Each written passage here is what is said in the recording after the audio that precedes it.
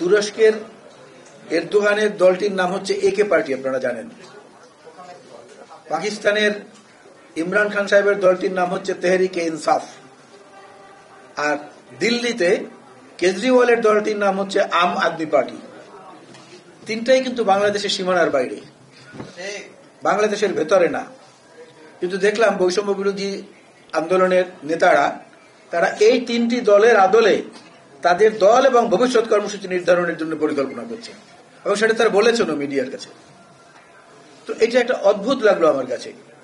যেই প্রজন্ম এই মাটিতে জন্ম নিয়েছে, আমাদের আলো বাতাসে বেড়ে উঠেছে, আমাদের মায়ের স্তন্যপান করেছে, বাবার আদর পেয়েছে, ঝড় বৃষ্টি বাদল সবকিছুকে উপেক্ষা করে শীত গরম সবকিছুর মধ্য দিয়ে এই মাটিতে লালিত পালিত হয়েছে, তাদের কাছে বিদেশি নেতাদের মতবাদটা এত জনপ্রিয় হলো কেন? আমার এটা নিয়ে আসলে খুব দেখার পরই আমার মধ্যে একটা প্রশ্ন জেগেছে যে এটার মূল কারণটা কি। শেখ হাসিনার পলাতকের পেছনে আন্দোলনের চেয়েও বড় যে উপসর্গটি ছিল সেটা হলো সমাজের যে কোনো স্তরের, প্রত্যেকটি স্তরের এমন কোনো মানুষ ছিল না যে তাদের উপরে অতিষ্ঠ হয় নাই, অসন্তুষ্ট হয় নাই। একদম দিনমজুর থেকে শুরু করে সর্বোচ্চ পর্যায়ের কর্মকর্তা পর্যন্ত কিছু সুবিধাবতী হালুয়া রুটির অংশীদার যারা, তারা বাদে তাদের সম্মিলিত আন্দোলনের ফসল হচ্ছে এইটা। সেখানে এইটাকে আমরা বিএনপি এটাকে টেনে নিয়েছি প্রায় 1.5 যুগের মতো সময়, এককভাবে আমরা টেনে নিয়েছি।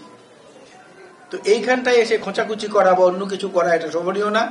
আর এত নেতা বাংলাদেশে আছে, যারা আছেন শেরে বাংলা একে ফজলুল হক, মৌলানা আব্দুল হামিদ খান ভাসানী, হোসেন সৈয়দ সরওয়ার্দী, শেখ মুজিবুর রহমান, আমাদের প্রিয় নেতা যারা জিয়াউর রহমান বীরুত্তম, আরো অনেক অনেক নেতার উদাহরণ দেওয়া হয়। এদেরকে বাদ দিয়ে আম আদমি পার্টির কেজরিওয়াল কিংবা একে পার্টির এরদোগান কিংবা পাকিস্তানের ইমরান খান, এদেরকে পছন্দের কারণটা জাতির সামনে খুব তাড়াতাড়ি পরিষ্কার করলে আমার মনে হয় ভালো হয়। না হলে এই প্রজন্ম বিভ্রান্ত হবে।